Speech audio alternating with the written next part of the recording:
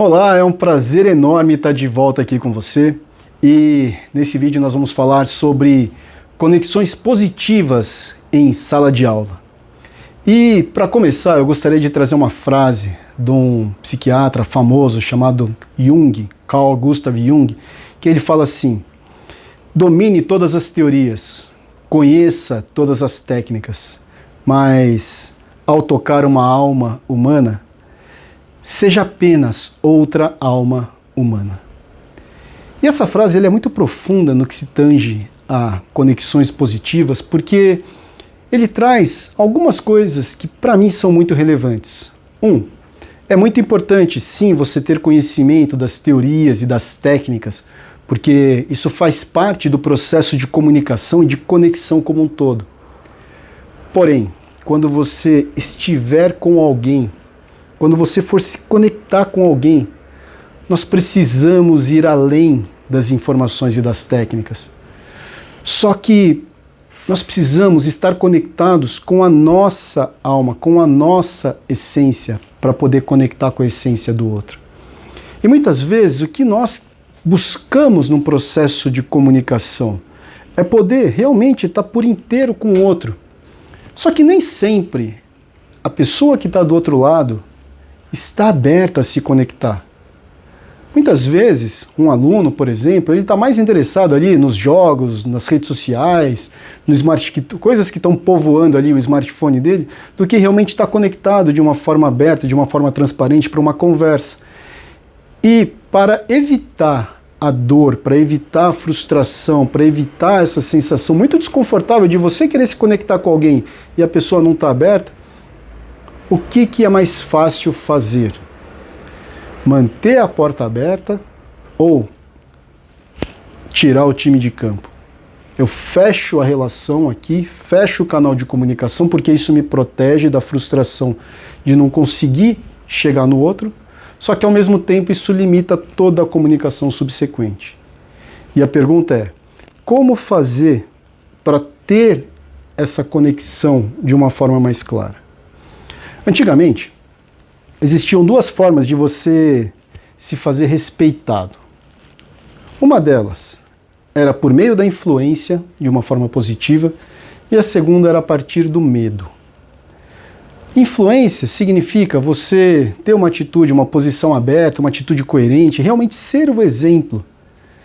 E se fazer respeitado a partir do medo, era mais fácil, porque bastava você fazer uma cara de mal, aplicar punições severas, falar alto, gritar, que isso fazia com que a pessoa respeitasse. Mas o respeito pelo medo, em primeiro lugar, ele não gera conexão. Em segundo lugar, a nossa cultura, a nossa sociedade vem mudando. E hoje em dia a gente já não encontra mais muito espaço para esse tipo de imposição. Então, se eu quero me conectar com as pessoas em sala de aula, ou na minha vida pessoal, a gente precisa lançar mão muito mais da influência do que do medo, da imposição. E existe um termo em francês chamado rapport. Esse termo é um termo da psicologia que foi adotado dentro da programação neurolinguística e ele ficou muito famoso dentro da programação neurolinguística.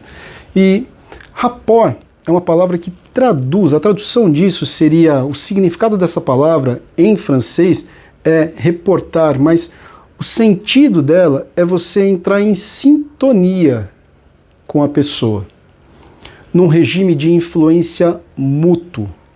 O que significa isso? É que eu influencio o outro e eu me deixo influenciar pelo outro.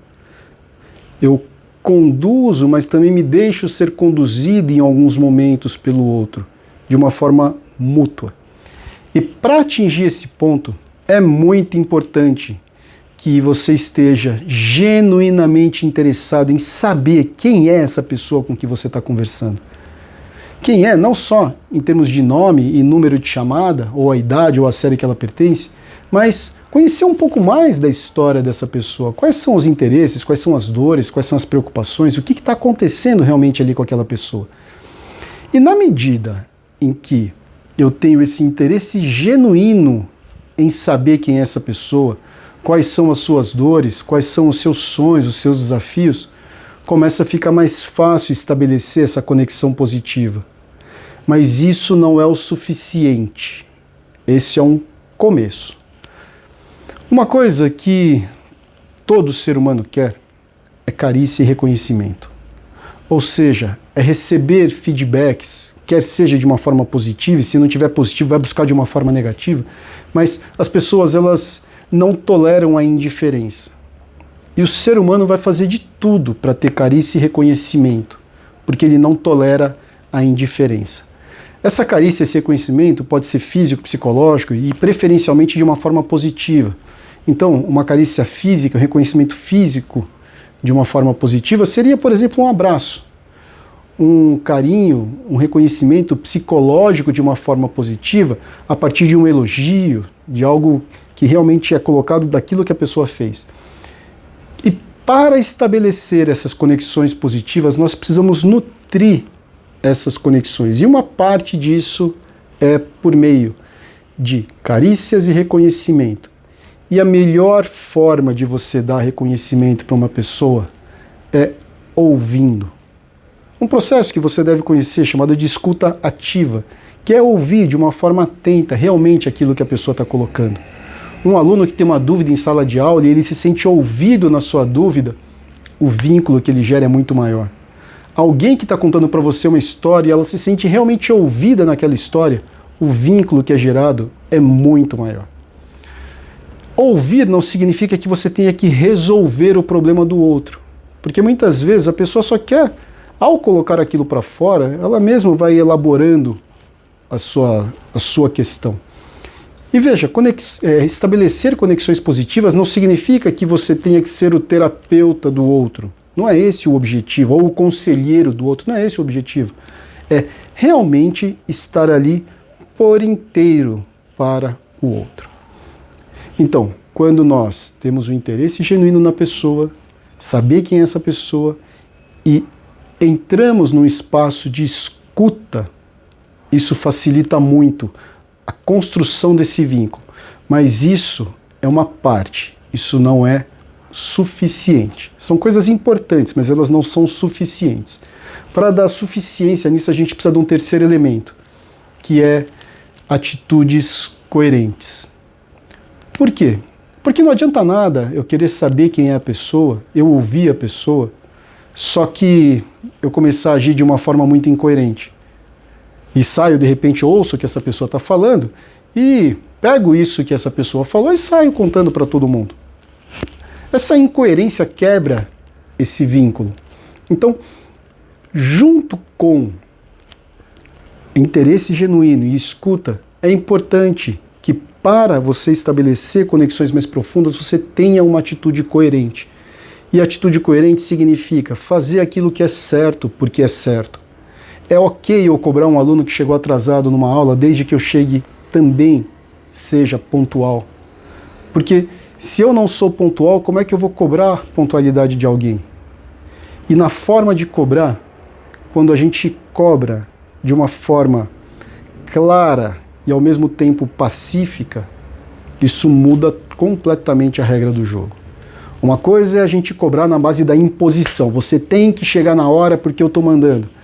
E outra coisa é, olha, é importante chegar na hora. E o que aconteceu para ter chegado atrasado dessa vez?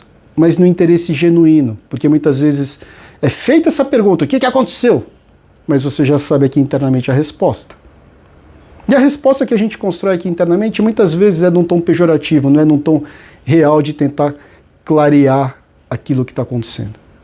Então, para estabelecer conexões mais profundas e positivas em sala de aula, é importante a gente decidir guiar e orientar essas pessoas pelo exemplo, pela influência.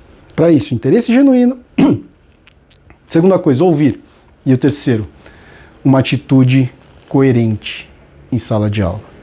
E na medida que nós temos essa atitude mais coerente em sala de aula, e você vai se posicionando de uma forma assertiva, você naturalmente amplia essas conexões.